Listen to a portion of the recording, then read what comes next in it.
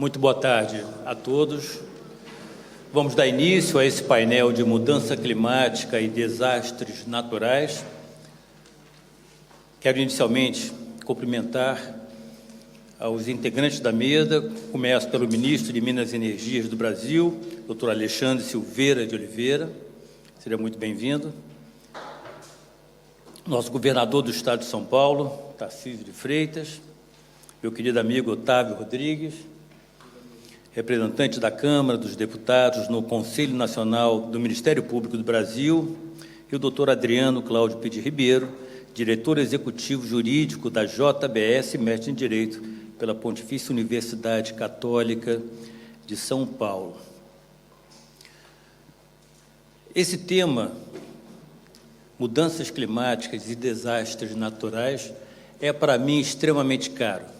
Eu diria que é o tema que, nos próximos anos, e já começando de hoje, condicionará todos os demais temas, subjugará todos os demais temas da sociedade moderna.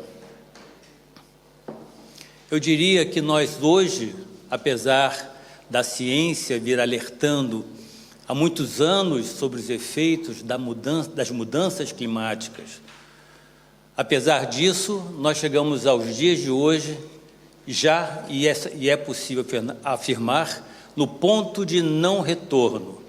Nós não teremos como mais retornar a décadas atrás, quando ainda era possível desacelerar ou, quem sabe, até reverter o problema dos efeitos extremamente graves da mudança do clima no mundo. Nós vivenciamos, já em 2023, inundações em São Paulo, inundações na Turquia, incêndios no Canadá, imensos incêndios florestais, incêndios igualmente no Chile, e cada vez mais vivenciaremos eventos climáticos extremos, regimes torrenciais de chuvas, inundações, perda de vida, perda de recursos, os mais variados, a exigir a necessidade crescente e constante de gasto público, investimento privado, simplesmente para adaptar, que é um dos princípios da Convenção do Clima, o princípio da adaptação, adaptar a nova realidade climática. Temos, portanto, um imenso desafio pela frente, sem contar o aumento das doenças, e a pandemia recente tem na sua origem um viés relacionado ao acesso à biodiversidade, acesso equivocado, fruto dessas relações pouco, digamos assim,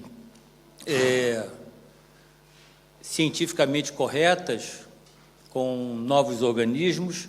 Enfim, temos aqui gestores públicos, temos aqui gestores privados que precisarão, inclusive no ponto de vista contratual, já que a grande mudança das condições de um contrato não mais poderá, para fugir ao cumprimento das obrigações, trazer a questão da força maior, já que as questões climáticas exigem de todos nós da sociedade adaptação, exige a mitigação dos seus efeitos e vai exigir do mundo como um todo uma mudança, como já exige hoje, de comportamento.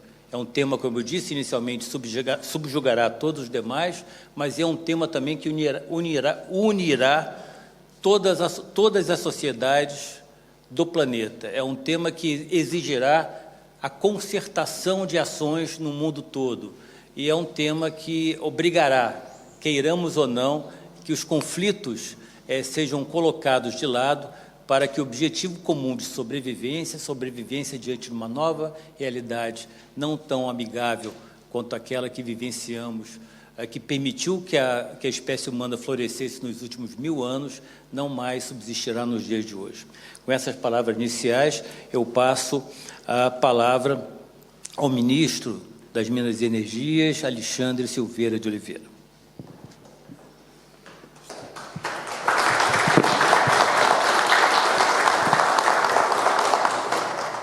Boa tarde a todos, a todas. Ressaltar a minha alegria de participar de um fórum tão qualificado, ao lado aqui do Dr. Elton, e aproveito para já iniciar concordando com suas palavras, pelo que eu tenho tido a oportunidade de receber o mundo no meu gabinete, tanto os embaixadores quanto os investidores, aqueles que reconhecem as potencialidades do Brasil para contribuir nessa questão da sustentabilidade, que me parece, doutor Elton, que vai sair do campo das ideias para o campo da realidade. E o nosso grande desafio é conciliar desenvolvimento econômico consequentemente e necessariamente para nós, brasileiros e brasileiras, com frutos sociais, com a questão da sustentabilidade. E é plenamente possível se exercendo a boa política, a política do diálogo, a política da construção, a política da busca de sentar na mesa para poder discutir os problemas reais da sociedade e sair dos problemas que interessam apenas aos projetos de poder.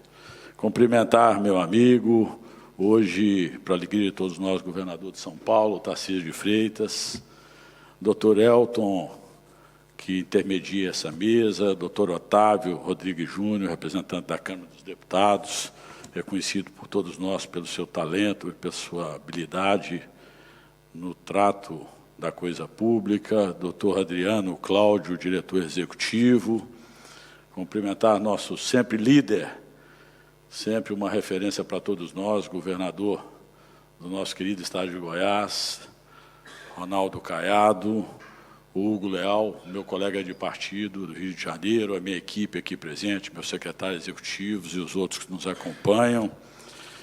E aqui, primeiro, começar rapidamente, eu sei que o tempo é curto, mas trazendo uma palavra de otimismo com relação ao Brasil. Os sinais são claros, estava com o presidente Lula em Paris, e os sinais são claros da reação positiva da nossa economia nacional. O PIB cresce em torno de 2%, subindo muito com referência a 2022. A inflação dá sinais claros de queda e de queda consistente. O dólar também cai, o que nos demonstra uma possibilidade real de atrairmos mais investimentos em todas as áreas do Brasil. O nosso arcabouço fiscal caminha a passos largos para a aprovação, que será determinante no nosso crescimento. A nossa reforma tributária também parece que, depois de mais de 2 décadas, amadurece a tal ponto de nos indicar que vamos avançar na tão importante reforma e equalização dos nossos estados, facilitando também, desburocratizando, simplificando e, principalmente, dando segurança jurídica, previsibilidade, tão importantes ao investidor, tanto nacional quanto internacional. Sobre o que pode, a minha área em especial, o Ministério de Minas e Energia, contribuir com a questão da sustentabilidade, já é conhecido por todos a potencialidade do Brasil. O Brasil tem todas as qualidades, toda a pujança e todas as características para ser o grande protagonista da transição energética no mundo. E não poderia ser diferente. Nós ficamos esses 6 meses debruçados em fazer um planejamento estratégico, um planejamento sólido, consistente para que isso aconteça. E o primeiro e mais consistente prazo, eu volto quarta-feira para o Brasil, para sexta-feira estar na B3, onde o ministro Tarcísio esteve diversas vezes para anunciar boas novas ao Brasil, para poder fazer o maior leilão de linhas de transmissão já feito no país. Nós temos um planejamento de fazer 60 bilhões de linhas de transmissão de agora até março do ano que vem. 16 bilhões serão leiloados na sexta-feira. Linhas de transmissão que vão poder, sem dúvida nenhuma, destravar mais de 200 bilhões de reais de investimentos em energia limpa e renovável no Brasil, em especial eólica e solar, nas regiões, inclusive, mais pobres do país, a região do Mucuri, do Jequitinhonha, do norte do meu estado, Minas Gerais, e do Nordeste brasileiro. Nós caminhamos de forma muito consistente para nos tornarmos, digo mais uma vez, o grande celeiro, além de celeiro Caiado, da nossa vocação natural, para o agronegócio, para servir o Brasil como celeiro da humanidade na questão dos alimentos. Sem dúvida nenhuma, o Brasil, na transição energética, será o protagonista, até porque, além disso, nós estamos trabalhando fortemente, até porque os sinais são claros de que o mundo, como disse o Dr. Elton, vai deixar de discutir essa questão apenas no campo das ideias. Nós vamos partir para um ponto da valoração dessa questão energética.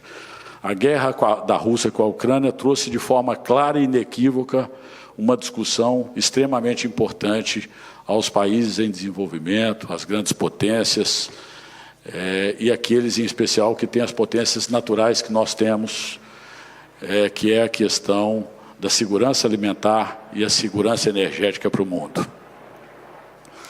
E os avanços, além dessa questão das energias limpas e renováveis, vai além disso. Nós vamos lançar agora em julho, estaremos presentes com a presença já confirmada do presidente Lula, para 4 eventos na Amazônia brasileira. Nós vamos inaugurar a linha que liga Manaus a Parintins, linha de transmissão pronta, economizando 490 milhões de reais ao consumidor de energia brasileira, porque hoje esses 490 bilhões são gastos e pagos na nossa conta de desenvolvimento energético em óleo diesel, na CCC, que são 12 bilhões dos 35 bilhões da conta de desenvolvimento energético, são 12 bilhões em óleo diesel na Amazônia. Nessa mesma inauguração, nós teremos outro evento, que é lançar o maior programa de descarbonização do planeta. Nós faremos uma transição da energia exclusivamente a óleo diesel nos 180 sistemas isolados da Amazônia. Vamos dar um passo à frente e vamos lançar uma transição dessa energia para solar, outras biodiesel. Até 2026, nós queremos ter apenas 40% da Amazônia com energia a óleo, dando simplesmente segurança energética, e que todas as outras energias, até 2030, nós queremos chegar a 20%, nós tenhamos a Amazônia apenas com 20% de energia a óleo, que é muito mais cara, é muito mais dispendiosa, além de muito mais poluente na Amazônia brasileira. Nessa mesma data, nós vamos ter a alegria de, depois de 11 anos de entraves ambientais, nós darmos ordem de serviço para interligar o último estado dos 27 estados da federação ao nosso Sistema Interligado Nacional, ao nosso SIM, que é o estado de Roraima, Boa Vista. Nós daremos ordem de serviço para que a Eletrobras comece as obras do linhão, ligando Manaus a Boa Vista. Além disso, todos sabem da determinação do presidente Lula de tentar fazer uma grande integração da América Latina na questão energética. Nós estaremos ali começando o trabalho de voltar a receber a energia de Guri, da Venezuela. É uma hidroelétrica extremamente em potencial. Essa energia era fornecida até poucos anos para suprimento do estado de Roraima, foi deixada de fornecer. Hoje, nós 3 usinas que fornecem energia para aquele estado, uma é a óleo diesel e as outras 2 a gás. E com a interligação, essa integração com a Venezuela, ela vai servir para o Brasil e vice-versa, mais do que simplesmente como suprimento para Roraima, porque é o que eu acabei de dizer. Como nós vamos interligar Manaus a Boa Vista, então nós vamos estar com o sistema interligado ao Brasil. Então, vai servir de suprimento. Todos nós sabemos que nós tivemos há 20 anos atrás uma grande crise hídrica com consequências graves de um apagão no Brasil. E há menos de 1 ano e meio nós tivemos à beira de outro colapso, que geraram muitos ônus, inclusive, ao consumidor brasileiro. E nós precisamos estarmos buscando incansável e incessantemente a questão da segurança energética e equilibrando isso com a questão da modicidade tarifária. Portanto, estamos trabalhando fortemente. Outra questão, doutor Elton, que me parece, governador Tarcísio, extremamente concreta, é a questão de, literalmente, nós podermos começarmos a armazenar nossa energia e contribuirmos com o mundo na questão da limpeza da matriz energética em outros países do planeta. Por quê? Porque nós já somos um exemplo de energia limpa e renovável. É importante esse dado, é importante que o Brasil, os nossos irmãos aqui de Portugal, compreendam o que a nossa matriz energética já contribui para a sustentabilidade internacional. Nós temos 88% da nossa matriz de energia elétrica limpa e renovável. E nós temos 50% da matriz energética geral, comparado com o mundo que tem 15%. E a questão do hidrogênio verde, que nós estamos trabalhando como um marco regulatório muito seguro para os investidores, e nós temos, como conhece bem o governador Tarcísio, o Porto de Suape, o Porto de Pecém, em condições de fazer esse intercâmbio com o mundo do hidrogênio verde, me parece claro, até pelos subsídios dos americanos, os subsídios dos próprios de outras potências na questão do hidrogênio verde, que isso vai passar a ser uma realidade. E aí, nós todos nos lançamos um grande desafio, governador, doutor Otávio, que é a gente olhar para o Brasil com essa ótica do que o Brasil representa para o mundo do ponto de vista das energias limpas e renováveis e da sustentabilidade. Agora, isso não pode ter um preço, que é a manutenção e o status quo de uma realidade que nós devemos partir dessa premissa para poder termos a humildade de admitir essa premissa para poder avançarmos e construirmos a nação que todos queremos. Nós vivemos um país de extremas desigualdades, pobreza, ainda há miséria e fome no Brasil, e nós precisamos valorizar isso diante do mundo. Precisamos de dialogar com o mundo em pé, olhando nos olhos do mundo e buscando o equilíbrio entre o que a gente contribui com a humanidade na questão climática e entre aquilo que nós necessitamos tanto, que é melhorar a qualidade de vida da nossa gente. Portanto, muito obrigado, é a contribuição que eu venho a trazer e me coloco à disposição.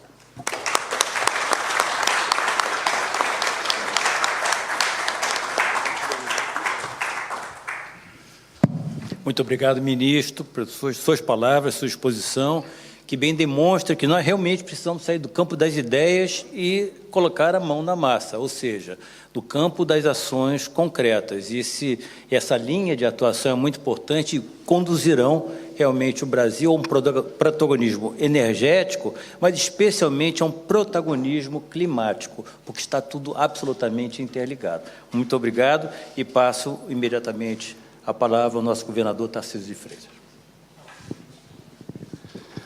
Bom, boa tarde, senhoras e senhores. Uma alegria estar aqui. Eu queria iniciar cumprimentando o ministro Gilmar Mendes, do Supremo Tribunal Federal, fundador e professor do IDP, do Instituto Brasileiro de Ensino, Desenvolvimento e Pesquisa, o Carlos Blanco de Moraes, professor catedrático da Faculdade de Direito da Universidade de Lisboa, e cumprimentar aqui os nossos membros da mesa, o doutor Elton Leme, que é o nosso moderador, desembargador do Tribunal de Justiça do Estado do Rio de Janeiro, nosso ministro Alexandre Silveira, grande companheiro, que no final trouxe excelentes notícias, nos brindou aí com excelentes novidades, mostrando que a gente realmente está partindo da fase do planejamento para a fase da execução.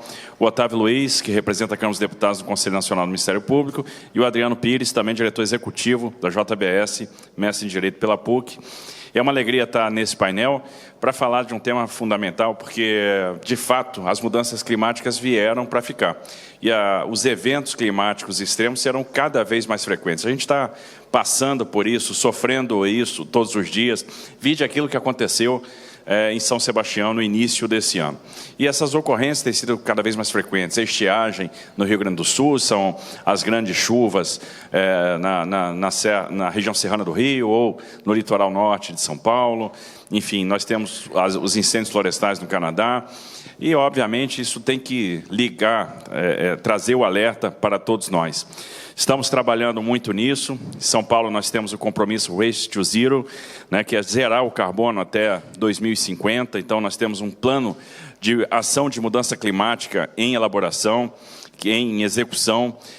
Um plano paulista de energia, que é o nosso PPE 2050, que foi lançado agora em maio, com diretrizes para incentivo de projetos de transição energética, né, de modo a reduzir as emissões de gás do efeito estufa no Estado. Então, são projetos que estão acontecendo com o apoio da Invest São Paulo, com o financiamento da Desenvolve São Paulo. A gente tem procurado identificar esses projetos e fomentar financeiramente. Avançamos muito no que diz respeito à usina eólica, à geração de energia solar, geração fotovoltaica, né, com incentivos. E agora a gente está procurando potencializar a vocação do Estado. E o Estado tem uma vocação para a transição energética. É um Estado, por exemplo, que é líder no Brasil em cana-de-açúcar. Então, é um Estado que mais produz cana no Brasil. E da cana a gente tem aí vários potenciais. Da cana tudo se aproveita, é um grande exemplo de economia circular, porque você produz o açúcar, mas você gera o etanol, você moe de novo a cana, o bagaço, e tem o etanol de segunda geração. Da vinhaça você faz o fertilizante e ainda tem uma grande possibilidade de produzir biogás, de produzir biometano. Esse biometano hoje já alimenta os caminhões que estão circulando nas lavouras. E a gente tem projetos piloto para, por meio do biometano e paulatinamente substituindo a frota. Então podemos ter um grande programa de substituição de frota, eliminando o diesel do Estado de São Paulo, e por que não dizer, ministro Alexandre, do Brasil, por meio do biometano. O biogás já começa a ser operado cada vez com mais frequência, então a gente está fazendo os investimentos para fazer a interligação desse biogás ao sistema que já existe de dutos e criando dutos em áreas isoladas, né? E também estamos estudando muito, e com apoio aí do governo federal, trabalhando muito no aproveitamento do gás natural do pré-sal, seja nos projetos da Rota 4, com a Rota 4A, seja no projeto da Subida da Serra, que é um projeto super importante. Então, a gente vai aumentar muito a oferta de gás no Estado de São Paulo e, por que não dizer, a gente tem condição de ver esse gás chegando a outros estados da federação.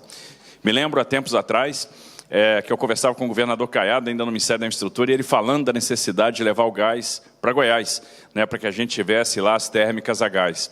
E discutíamos, olha, vamos fazer o gasoduto, e hoje nós temos a opção de transportar esse gás até por ferrovia, por que não? Já que a Ferrovia Norte-Sul hoje é uma realidade, Goiás está interligado a São Paulo, e a gente tem como produzir esse gás em São Paulo e levar para Goiás e levar para outros estados. Então, nesta questão da transição energética, a gente está muito imbuído, já identificamos uma série de projetos, e se a gente somar os projetos que hoje contam com o apoio da Invest São Paulo e da Desenvolve São Paulo, projetos na área do gás, na área do biogás, na área do biometano, na área da energia fotovoltaica, a gente deve estar... Isso representa aí em torno de quase 60 bi de investimento em execução. Então, realmente é muito promissor aquilo que vai acontecer nos próximos anos. Temos aí projetos com foco na descarbonização de cadeias produtivas, e toda vez que nos é apresentado um projeto, nós temos procurado dar o suporte, seja na questão tributária, seja na questão do incentivo via Desenvolve São Paulo, via agência de fomento. Então, a gente tem, por exemplo, direcionado crédito para startups de inovação tecnológica alinhadas à descarbonização e incentivado programas para a produção do biogás, programas como o Proveículo Verde.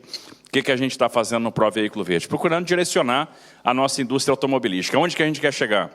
A gente quer chegar primeiro no híbrido, para depois dar o passo para o elétrico. Então, o que nós estamos fazendo lá? Por exemplo, trocando o crédito do XCMS por CAPEX. Então, a gente faz a amortização do CAPEX utilizando os créditos CMS acumulados. A gente está calendarizando a devolução desses créditos para favorecer o investimento antecipado. Isso está dando certo, porque a partir daí a Toyota anunciou investimento, a GWM anunciou investimento, e agora a Volks vai anunciar investimento já no dia 3 de julho. A Volks vai fazer 3,5 bi. A Toyota mais 1,7 bi, em linhas de híbrido, ou seja, aproveitando essa nossa vocação. E quando a gente fala em carros híbridos, né, estamos falando de 2 motores, um a combustão, outro elétrico, o etanol passa a ser cada vez mais viável em substituição à gasolina. Isso também é uma coisa super interessante. Outro compromisso nosso é o Race to Resilience. A ideia é transformar os nossos municípios em municípios resilientes. Então, a gente está fazendo um plano de adaptação climática para cada município, a gente está apoiando os municípios, inclusive trabalhando junto com as prefeituras para que a gente tenha planos onde a gente identifique pontos críticos, áreas que o prefeito tem que atuar, como deixar o município mais resistente a esses eventos climáticos extremos, que intervenções precisam ser feitas e, obviamente, estamos formatando convênios para ajudar esses municípios. Lançamos agora um plano estadual de meio ambiente, que é um plano que prevê investimentos que, somados, vão representar aí 7 bilhões de reais. É o maior investimento do Estado de São Paulo em meio ambiente da história. A gente, nos próximos 4 anos, deve investir 7 bilhões.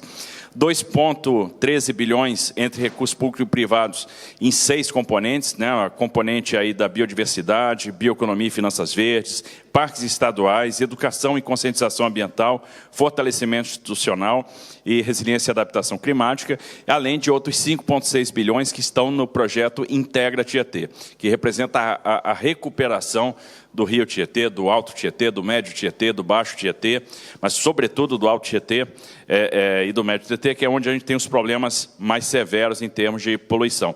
E aí a gente está falando aí de recuperação de Mata Atlântica, a ideia... O Estado de São Paulo, que já vem aí recuperando reserva florestal, nós tivemos um crescimento nos últimos 10 anos de 5% do Estado em termos de reserva florestal, deve dar um outro grande salto. A nossa ideia é investir quase R$1 bilhão em reflorestamento, a gente está falando de reflorestamento de quase 40 mil hectares, além de um programa de proteção de fauna silvestre, um programa grande, forte aí de gestão de parques. No que diz respeito à temática da economia verde, nos chama a atenção aqueles municípios que têm várias áreas preservadas, que têm trechos de parques estaduais, que têm áreas preservadas de Mata Atlântica, e esses municípios têm mais dificuldade para se desenvolver. Então, colocamos na Assembleia Legislativa o nosso projeto de ICMS verde. Hoje a gente vai aumentar muito os aportes, a distribuição de ICMS para esses municípios que são aí, que têm essa responsabilidade. Ou seja, por um lado, eles têm o impedimento de crescer, por outro, é justo que todos os outros municípios ajudem a contribuir para o desenvolvimento com uma distribuição diferente de ICMS. Então, a gente está dobrando o ICMS verde desses estados, vai ser um investimento importante. E hoje a gente está se estruturando, por meio da Desenvolve São Paulo, para lançar os Green Bonds do Estado. E qual é a ideia? Captar dinheiro no mercado para fazer recuperação de reserva florestal, gerar crédito de carbono e ajudar empresas que têm o interesse, por exemplo, de fazer a neutralização das emissões nos seus balanços. Então, é um produto financeiro, de maneira que a gente faça a captação, a gente faz o investimento no reflorestamento, na recuperação de reserva, na recuperação de mata ciliar, e a gente devolve o crédito auditado, acreditado. É uma maneira, então, de financiar as várias ações no que diz respeito à recuperação ambiental. Então, a gente está muito satisfeito. A tragédia de São Sebastião nos deixou várias lições aprendidas.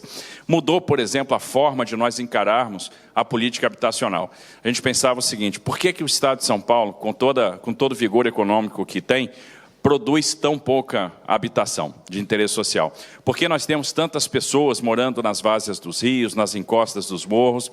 E aí a gente viu que precisava de uma resposta mais rápida, então estamos criando os mecanismos para incentivar a construção industrializada, estamos tentando dar a pronta resposta lá em São Sebastião, trazendo residência para as pessoas que estavam em área de risco, né, por meio de construção industrializada. Então a gente agora, depois de vencer o período de fundações, vai começar a montar os edifícios com os apartamentos. A gente vai montar 2 edifícios a cada 15 dias, 2 edifícios com 16 apartamentos a cada 15 dias, em função da tecnologia construtiva que nós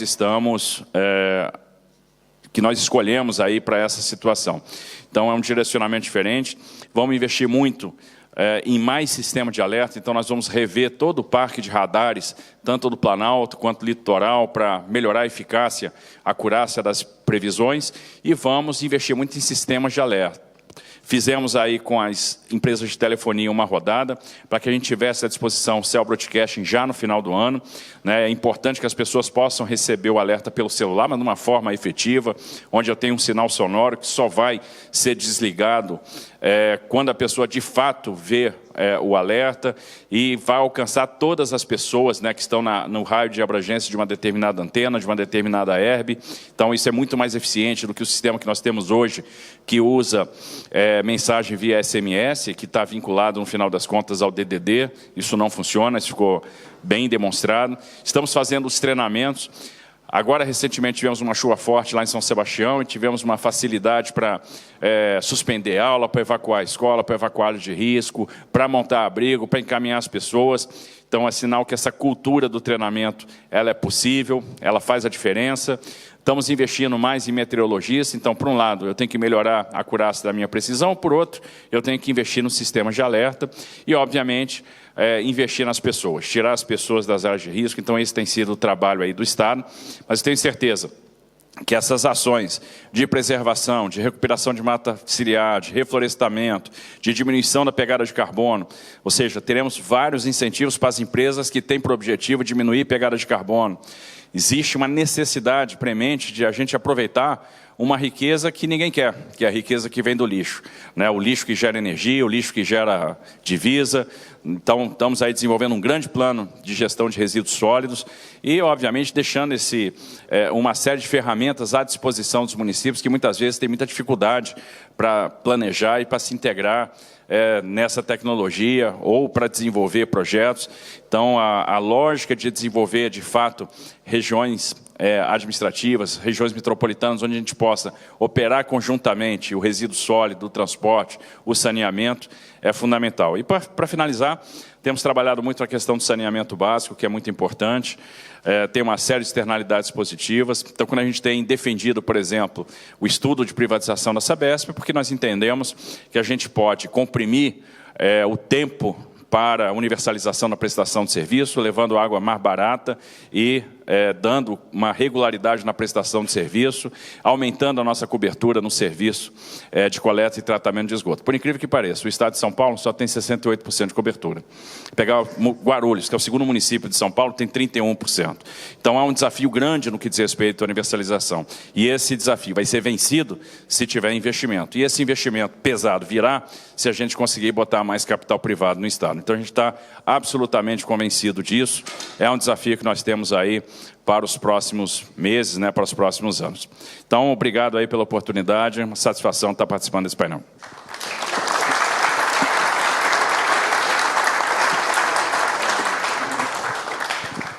Muito obrigado, governador Tarcísio de Freitas. Realmente, os modelos, as práticas bem-sucedidas em São Paulo representam um modelo a ser seguido por todo o país. Isso é muito bom, especialmente a ideia da resiliência climática, né, abordando os municípios. Ou seja, são muitas frentes e eu tenho certeza que nós teremos aí um grande exemplo para todo o país de práticas bem-sucedidas no campo ambiental, climático e da sustentabilidade. Passo a palavra ao meu querido amigo, doutor Otávio Rodrigues.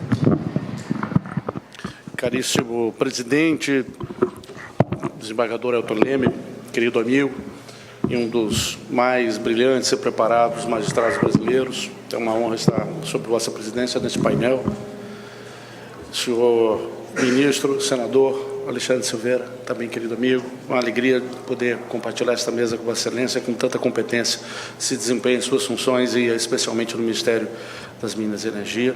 Senhor governador Tarcísio Freitas, eu como professor da USP eu devo reverência hierárquica a Vossa Excelência, mas independentemente disso, respeito ao seu trabalho, e ao amigo Adriano Correia, que também representa o mercado aqui nesse painel, meus respeitos, minha admiração. Cumprimento a plateia, fazendo na pessoa do governador Ronaldo Caiado, que nos honra com a sua participação, meus eleitores aqui representados pelo queridíssimo deputado Hugo Leal, minha manifestação de respeito aqui ao Parlamento Brasileiro, e a muitos amigos que estão na assistência, o Alamiro Veludo, meu colega da USP, o professor Fernando Menezes, também querido amigo, a doutora Inês Coimbra, a Procuradora-Geral do Estado de São Paulo, José Marcelo Martins Proença, a doutora Adriana Queiroz, enfim, o desembargador Marcos Abraham, o doutor Marfan Vieira, um dos pais fundadores do Ministério Público Brasileiro Contemporâneo. É uma alegria muito grande estar com tantos amigos neste evento organizado pelo professor Carlos Blanco de Moraes, o ministro Gilmar Mendes e o doutor Sidney Gonçalves, a quem agradeço e reitero a honra de estar aqui nesta tarde. Eu estou cronometrando o meu tempo para seguir à risca os 30 minutos que me foram dados pelo Dr. Elton e evitar qualquer tipo de sobreposição em relação... Eu não entendi as risadas, mas tudo bem. Para evitar qualquer sobreposição em relação aos painéis subsequentes. E eu tive que fazer uma mudança de última hora em razão da presença do Padre Guerra. Eu mudei os títulos dos 3 capítulos da minha fala. O primeiro deles será Gênesis 1, 26 a 31, o segundo, Apocalipse 3, 19, e o terceiro, Samuel 7, 12. Padre Guerra, por favor, pode traduzir os versículos para a nossa assistência. O primeiro capítulo da minha fala, o Senhor disse: dominarás a terra e os mares, os animais e tudo que nela há. Foi através dessa promessa que nós fomos enganados e acreditamos que poderíamos fazer uso dos recursos que a terra possui de maneira ilimitada. Como resultado disso, com perigos relacionados à água, apenas à água, esses perigos estão no topo dos desastres naturais dos últimos 50 anos da Organização Meteorológica Mundial, resultando de números assustadores. Secas representando 577 mil óbitos, inundações 58 mil óbitos, eventos decorrentes de temperaturas extremas 50 mil óbitos. De 1970 a 2019, 3,47 trilhões de dólares de prejuízos relacionados a esses desastres. 91% dessas mortes em países em desenvolvimento. As tragédias resultaram no Brasil, na ordem de 1995 a 2019, em 333 bilhões de prejuízos, sendo que 2,9 milhões de domicílios afetados e 244 mil lares destruídos. Este é o saldo dessa destruição decorrente desses eventos climáticos.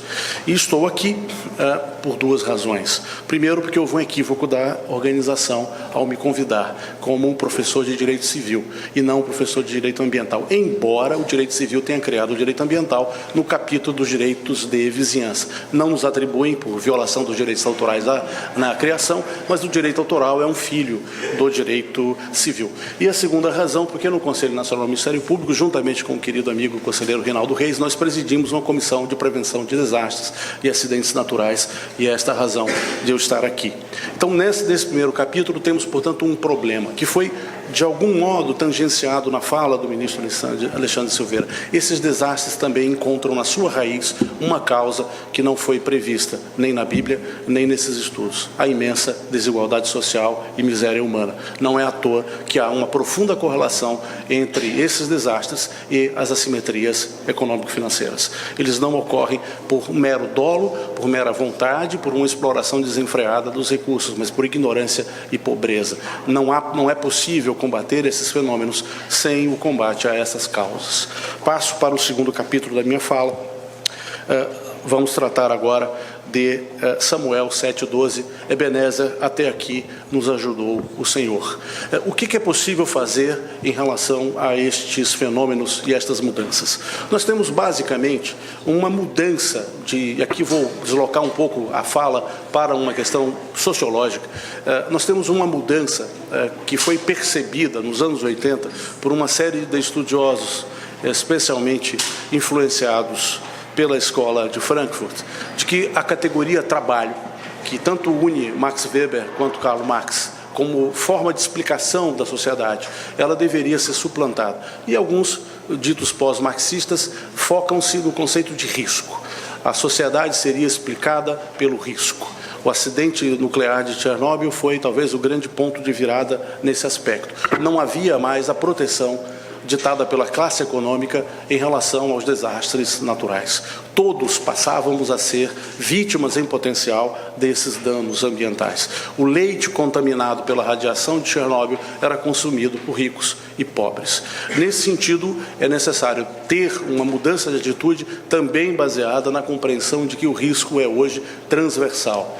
E as mudanças de políticas públicas e de prevenção aos desastres passa por esta compreensão de que há uma relação direta do dano, da inundação e dos eventos com a sociedade como um todo. Não é possível mais imaginar-se livre, imune dessas tragédias. Tragédias como nós tivemos recentemente, a da região serrana do Rio de Janeiro, os deslizamentos no litoral paulista, o rompimento da barragem de Mariana e de Brumadinho.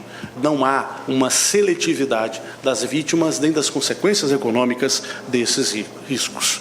E o último capítulo da minha fala, Apocalipse 3:19. Eu repreendo e admoesto aqueles que amo. Em síntese, quais as atitudes que podem ser tomadas? No Conselho Nacional do Ministério Público, estamos desenvolvendo, através desse grupo de trabalho, um mecanismo que permitirá, em algum momento, muito brevemente, espero eu, a aprovação de uma resolução ou de uma recomendação que institucionalize a atuação do Ministério Público cooperativa, resolutiva e não policialesca, para que essas políticas de prevenção aos desastres sejam implementadas como parte da organização administrativa no centro do principal núcleo dos problemas, que são os municípios.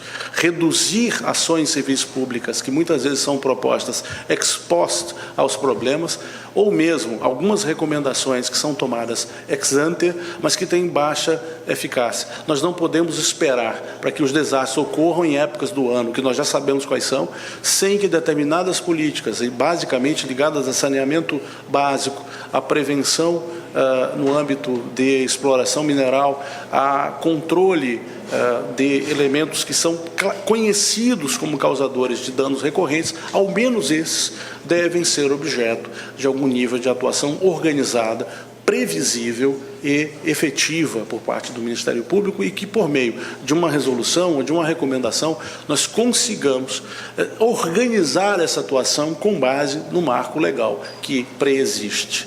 Basicamente, a ideia é tornar essa atuação previsível para os gestores públicos e uma atuação colaborativa, aproveitando essa grande capilaridade do Ministério Público, a sua função constitucional, que é magnífica, que já desde os anos 80, e o Ministério Público está à frente desse processo, através da Lei da Ação Civil Pública, através de mecanismos coletivos de proteção, de prevenção a esses desastres naturais. E, portanto, concluindo a minha exposição, dentro dos 30 minutos que me foram concedidos, faltam apenas 1 minuto e 70 segundos dentro do tempo. Nós entramos aqui num loop físico, né? E os 30 minutos passaram, penso eu, muito rápido, né?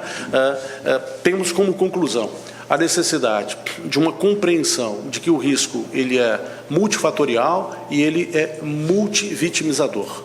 A percepção disso fará com que nós não adotemos políticas que são quiméricas, que ignorem a realidade econômico-social, mas que também nos mantenham em uma realidade de inércia. O professor Elton muito claramente colocou a ideia do ponto de não retorno, e é através dessa perspectiva que muitos países da Europa estão judicializando ou juridificando o problema do risco ambiental. Este é um debate que já chegou ao Brasil, mas que precisa ser organizado pela academia de uma maneira clara e não sectária.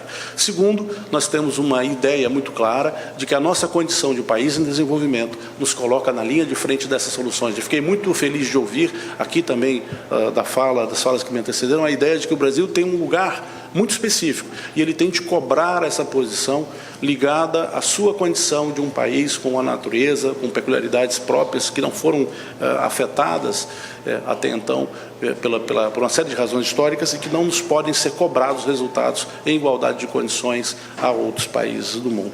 E, finalmente, há muito o que ser feito por meio da colaboração de políticas públicas e de agentes públicos, como esta mesa aqui muito bem representa e chama todos nós a esta responsabilidade. É hora de favorecê-los com o meu silêncio. Muito obrigado.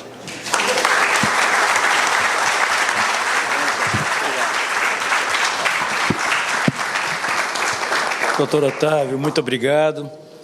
Eu acho que nós não fomos enganados na origem, apenas nós prolongamos fora do seu tempo a interpretação da promessa, né?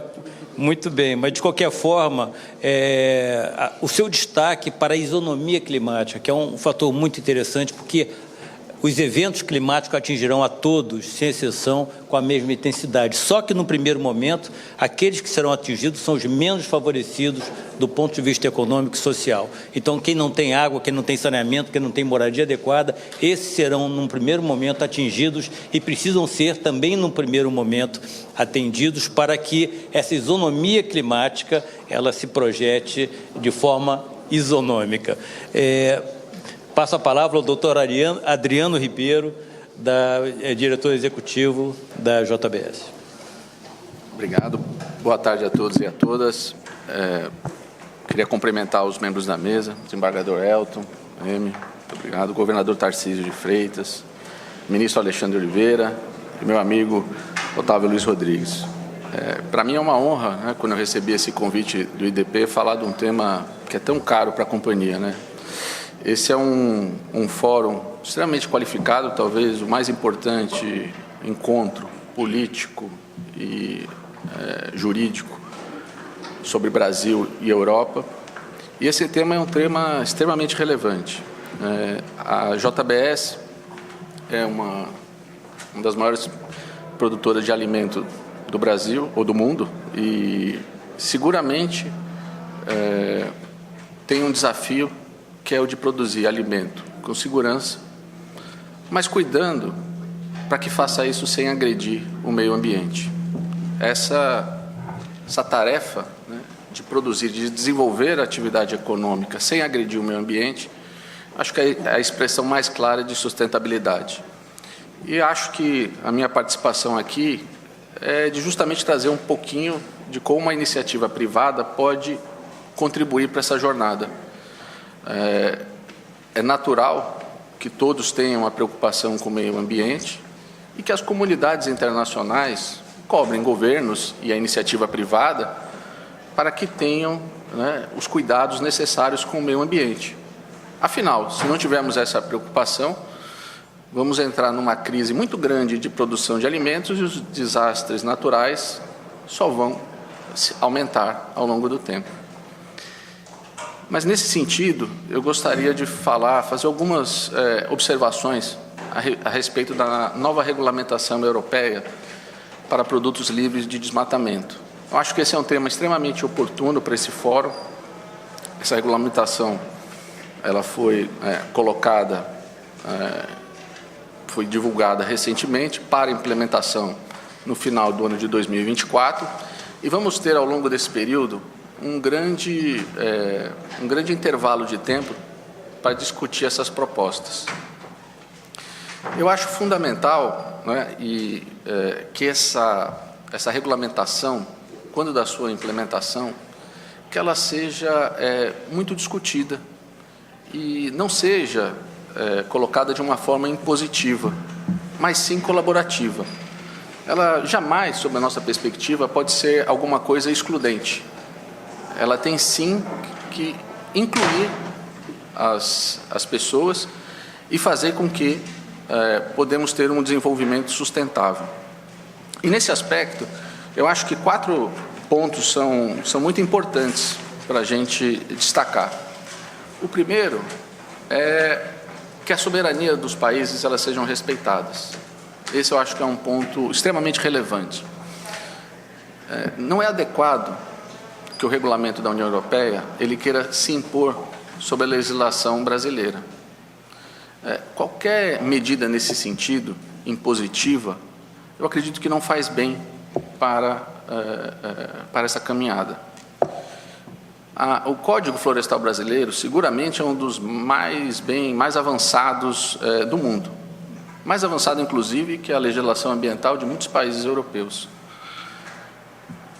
Quando a gente lê o regulamento e simplesmente se desconsidera a supressão de vegetação legal da ilegal e se equipara tudo à ilegalidade, esse é um ponto que eu acho que merece uma certa reflexão.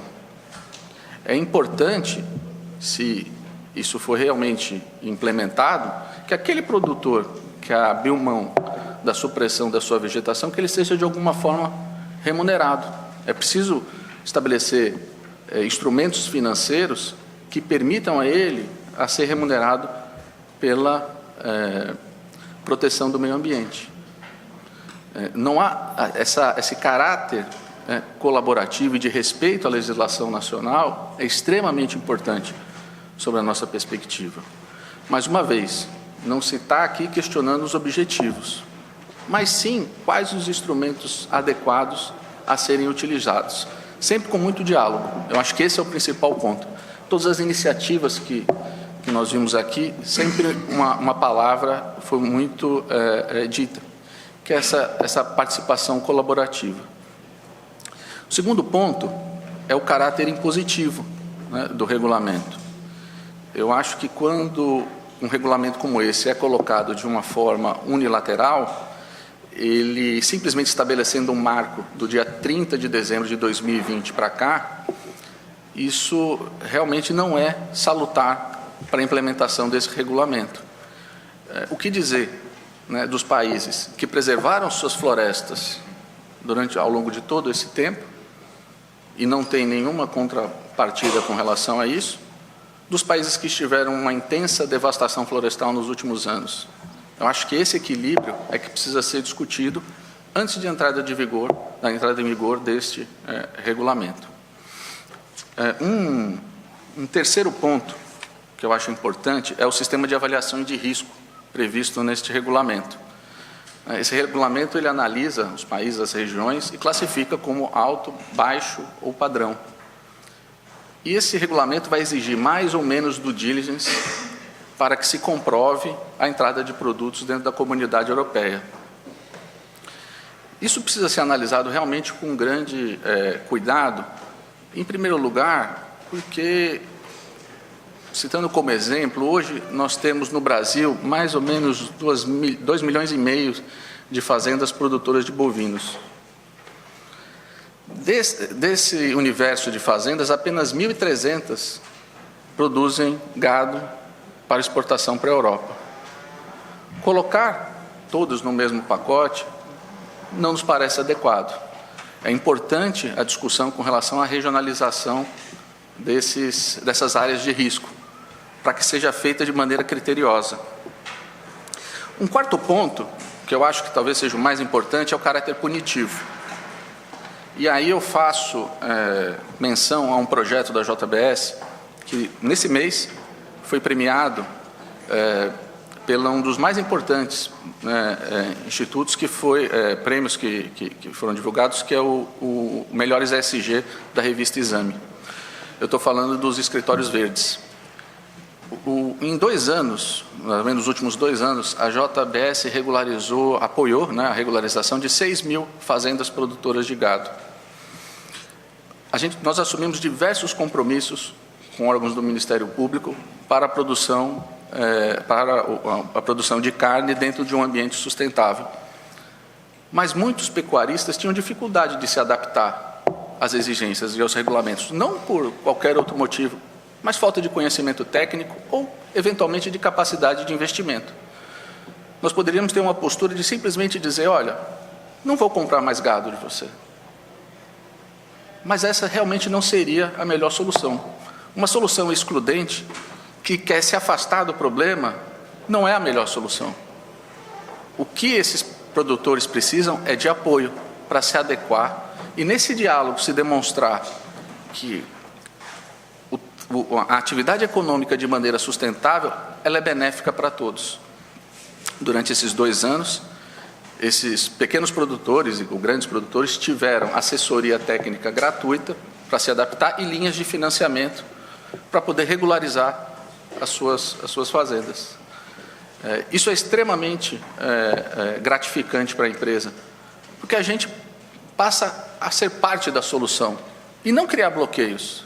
Eu acho que esse caminho que vai ser trilhado agora, daqui até a implementação desse novo regulamento, ele tem que ser trilhado em conjunto. Temos que acabar com as distâncias. Eu acho que a comunidade europeia ela tem que de alguma forma buscar mecanismos de diálogo com o país. Eu acho que esse vai ser um dos principais pontos. O simples boicote, acho que como o Luiz Otávio colocou bem, ele simplesmente afasta o pequeno produtor, ele aumenta as resistências do pecuarista, das famílias que vivem dessa atividade, e ele pode efetivamente resultar num resultado adverso, né? Essas pessoas, elas, ao invés de proteger, vão ter um impacto social muito adverso. Então, esse ambiente colaborativo para nós é fundamental. Então, só concluindo, eu acho que é fundamental, daqui até a entrada em vigor no final de 2024, que a gente qualifique esse discurso. É preciso, sim, uma troca de experiências, criar mecanismos efetivos, né, de remuneração para quem protege o meio ambiente, para o produtor rural, para aquele produtor que segue a nossa legislação. Esses mecanismos são fundamentais para que possamos percorrer essa jornada de maneira colaborativa. É claro que esse regulamento europeu, ele ecoa, né, por outros países.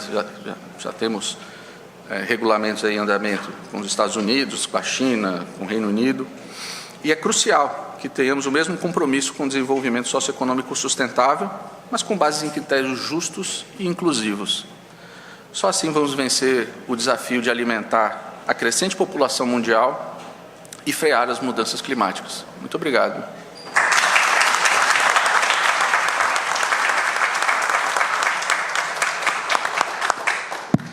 Muito obrigado, doutor Adriano Ribeiro.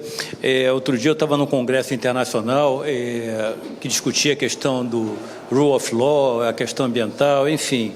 Eu estava ali e eu estava vendo as mesmas pessoas que se reuniam há muitos anos falando sobre os mesmos temas, e quero aqui aproveitar e cumprimentar o ministro Gilmar Mendes, exatamente por essa imensa iniciativa de nos trazer, congregar ideias, congregar pessoas e dar uma invulgar contribuição para o mundo jurídico-político do Brasil e Portugal. Muito obrigado, ministro Gilmar.